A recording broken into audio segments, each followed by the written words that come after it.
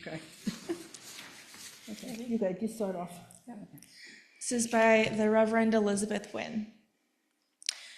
As Unitarian Universalists, our journey is to transform the big and the small, to transform ourselves and to transform the world. Universalism means no one is outside the circle of love, and no one is disposable. No one is outside of the circle of love, and no one is disposable. We stubbornly seek out the spark of the divine in each other, no matter what. Interdependence means none of us is truly free until we are all free, and our thriving is bound up in the earth's thriving. None of us is truly free until we are all free. We struggle for liberation from the violence of white supremacy, sexism, ableism, classism, and heterosexism. Our covenants mean we make promises to our communities to honor love and justice above all else. We make promises to honor love and justice above all else. Now is the time in our service where we take an offering. We know it is the gifts of all of us that help support our ability to thrive and gather. For those attending in person, we'll pass the collection plate. Please use the envelope you'll find us in the pew, write your name and indicate if your offering is part of a pledge or a donation. For those online, links and instructions will be posted in the chat. You can mail us a check or donate through the PayPal giving page on our website. Please give as generously as you can. Our offerings will be gratefully received.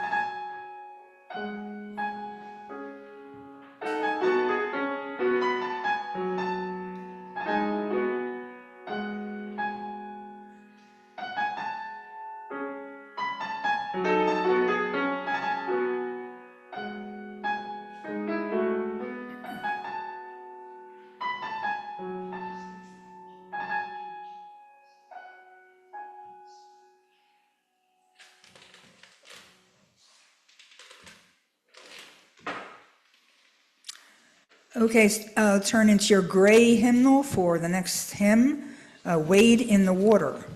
Please stand as you are able.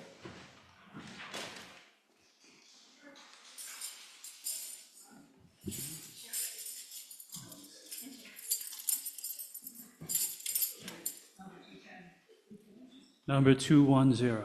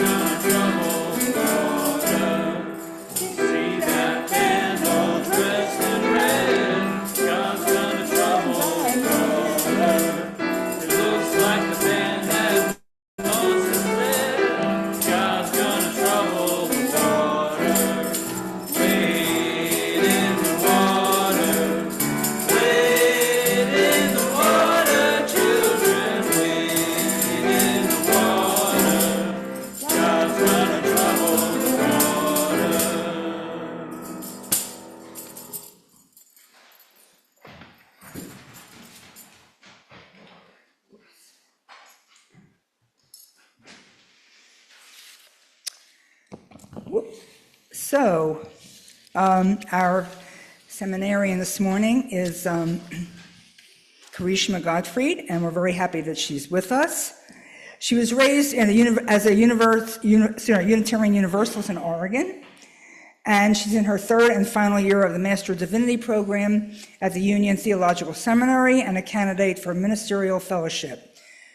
Karishma currently serves as the interim minister at the Community Church of New York and as a spiritual life advisor at New York University.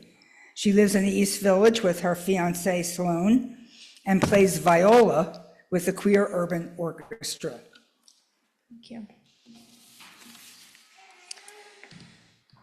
What do we hold on to when the ground beneath us shifts?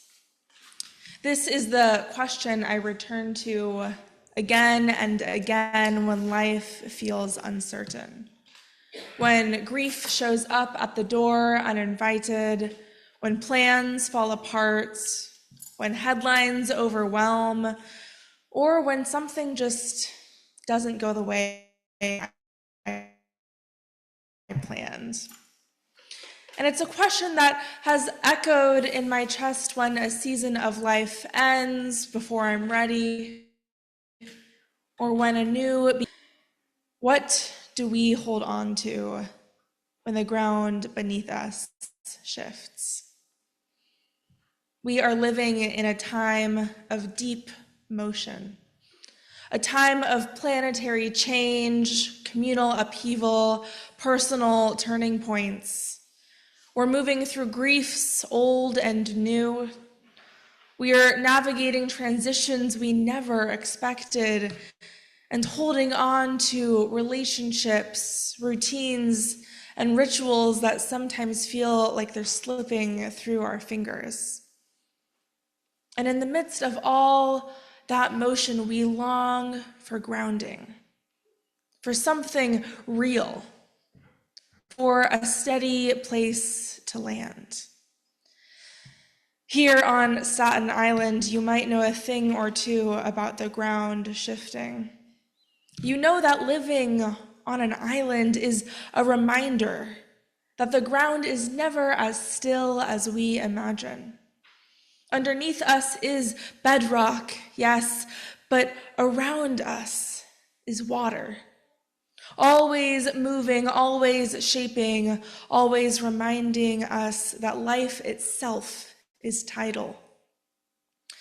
And it's often in these moments of motion, of rising seas, changing circumstances, shifting inner landscapes, that we seek grounding more than ever.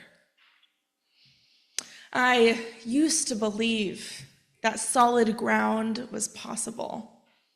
I thought if I could just plan carefully enough, prepare well enough, hold tightly enough, I could secure something unshakable beneath me.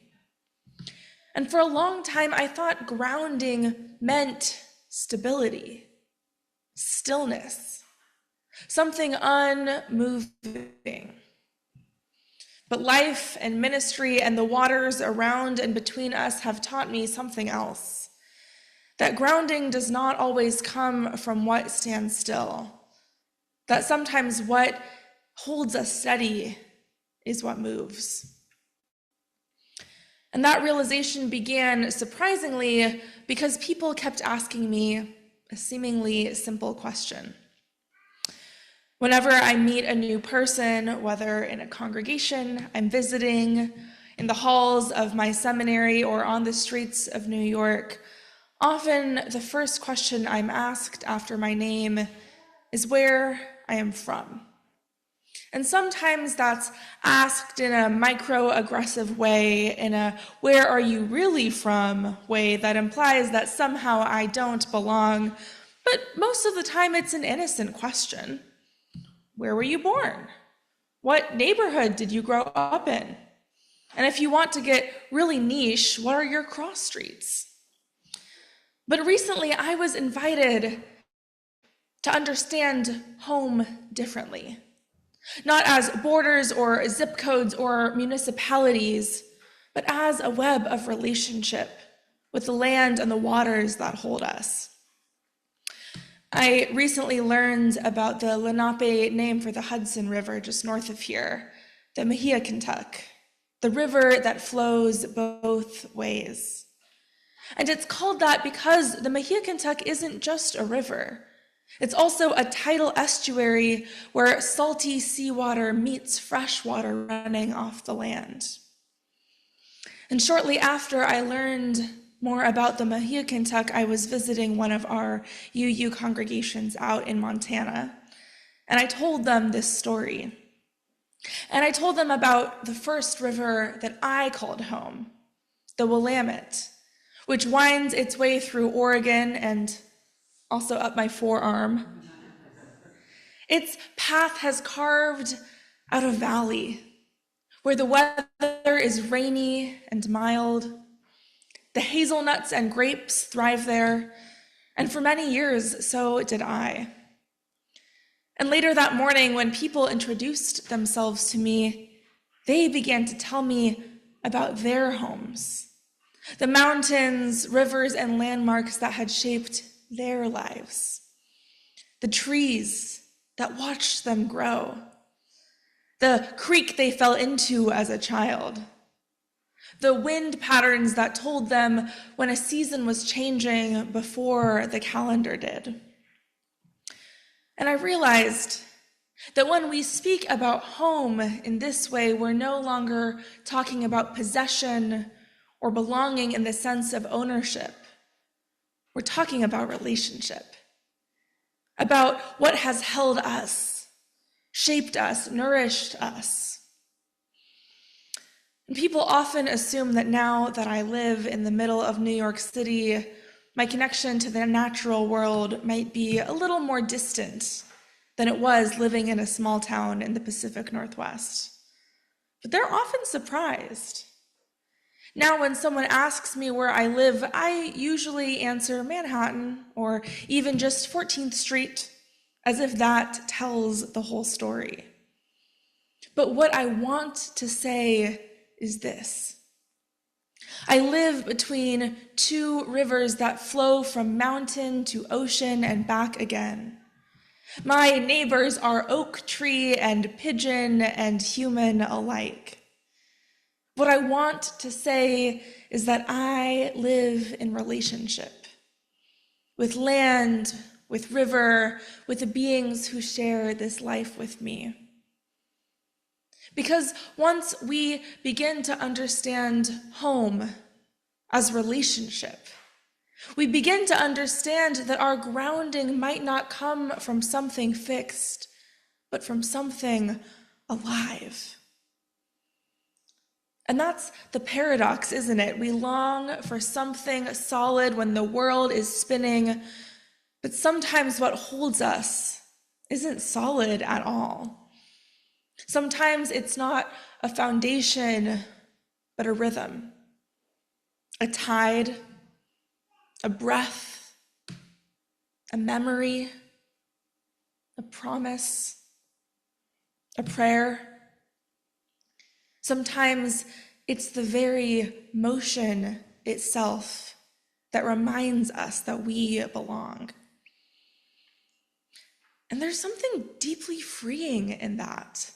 The realization we don't have to resist the current, that we don't have to cling to the shore, that the motion itself might be sacred. I've learned a lot from Octavia Butler, one of our great prophets. All that you touch, you change. All that you change changes you. The only lasting truth is change. God is change. As Unitarian Universalists, we draw on many sources as a part of our living tradition, from science, poetry, scripture, personal experience. And in all of those, water in motion, holds an important role. We learn about the ways dihydrogen monoxide molecules act in strange ways, clinging onto each other and creeping up trees through xylem cells, vaporizing and melting and precipitating and freezing. We hear the words of the Hebrew prophet Amos calling for justice to roll down like waters. We learn of the Taoist teachings on the river of life. We hear stories about Jesus walking beside the Sea of Galilee, gathering followers with his stories told in the rhythm of the waves. And we draw from many sources from the world's collective wisdoms, but we draw on our own theology and values too.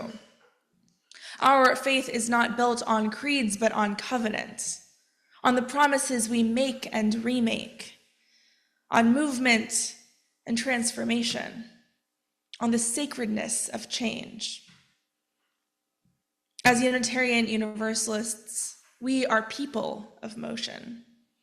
Faithful, loving, liberating motion, motion toward justice, toward compassion, motion toward each other.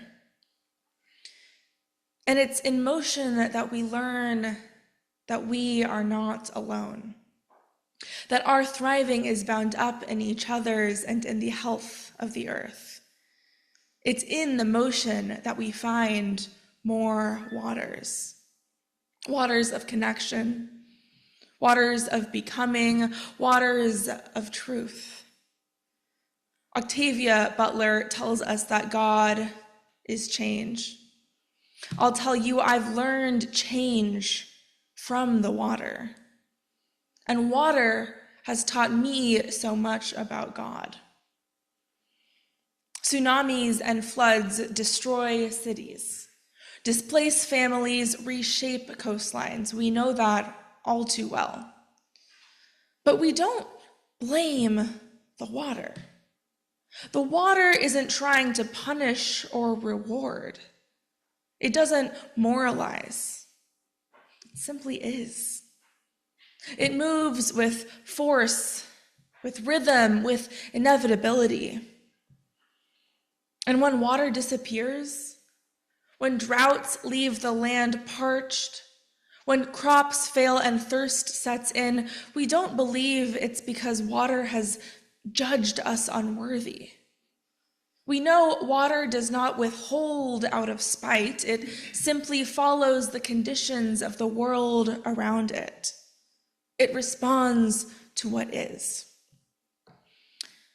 And so if there is a God that I believe in, it is one who moves like water, not a being we appease, but a force we live with, a presence we are a part of, a mystery we are immersed in.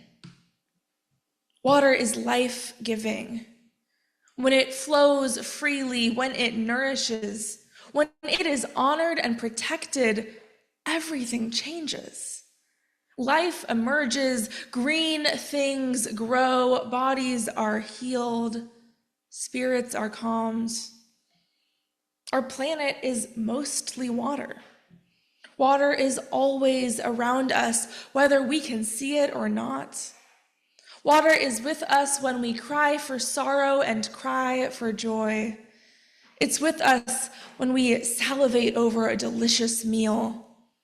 It's with us through water balloons and sprinklers in the summer and hot tea and snowballs in the winter.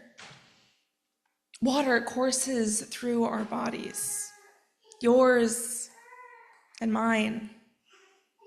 We would be nothing without water.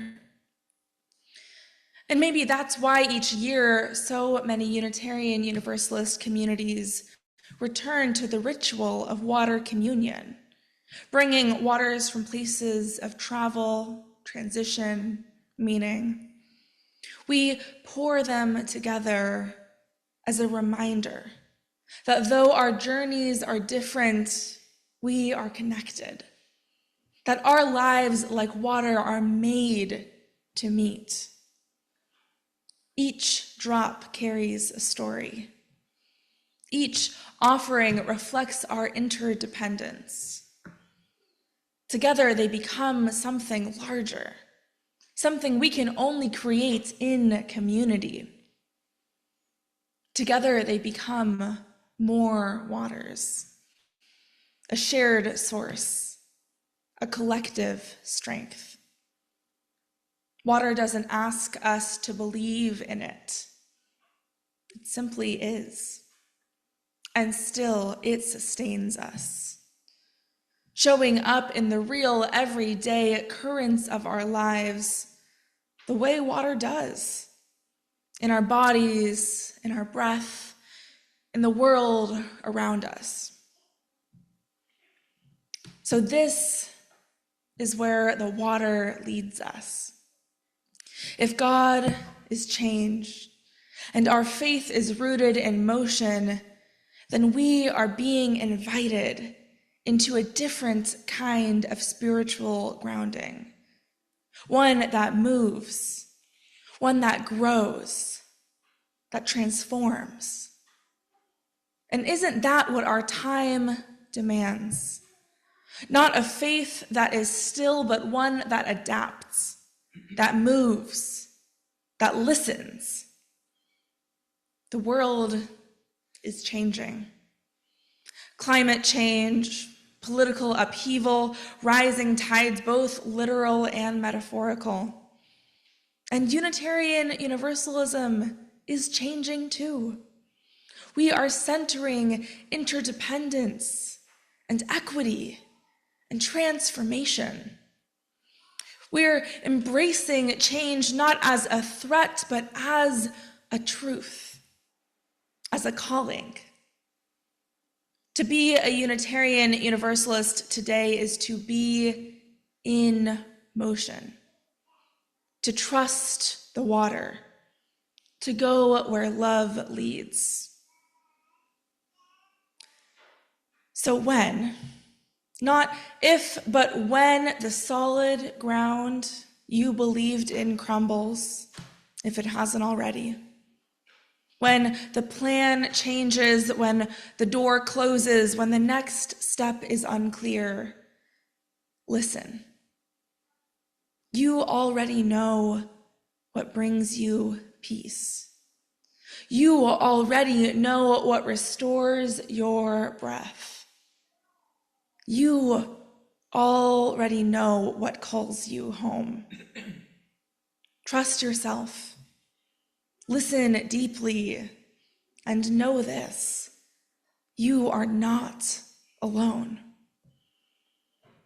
And when you arrive at the edge of the world, where the horizon is wide and the wind is strong, may you remember you are a part of something larger. May you find your place in the great unfolding. May you let the blessed motion carry you again and again into more waters. Blessed be.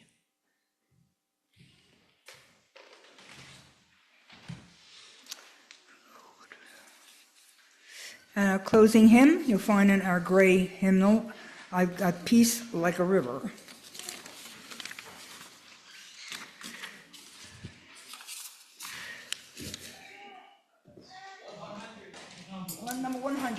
Number 100, sorry.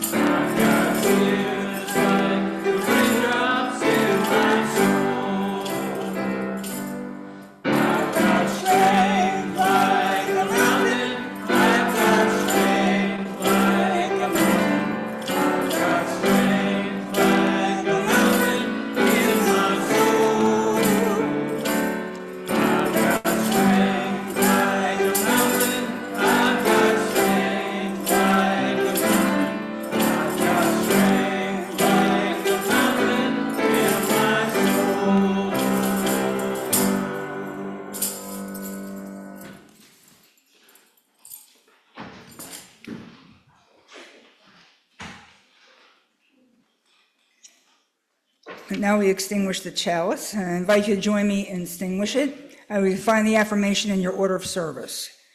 We extinguish this flame, but not the light of truth. the warmth of community, or the fire of commitment, for these we carry in our hearts until we are together again. The closing words are Hasidic prayer. I'm afraid of things that cannot harm me, and I know it. I yearn for things that cannot help me, and I know it. What I fear is within me, and within me too is what I seek.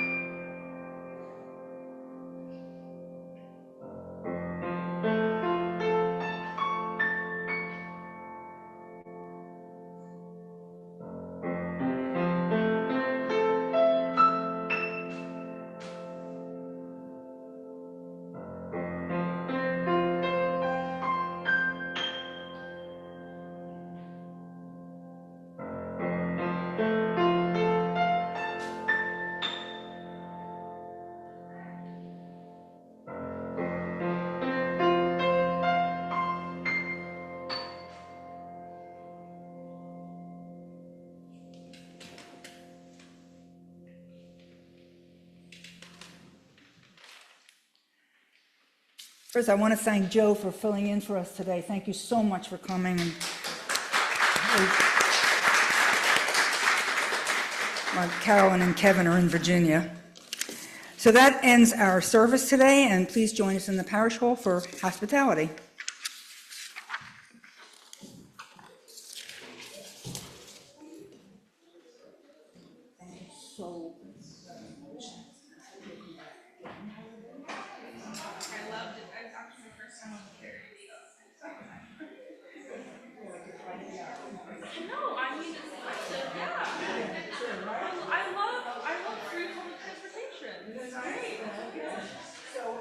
Right, and you're not that far away, you're in East Village. So I'm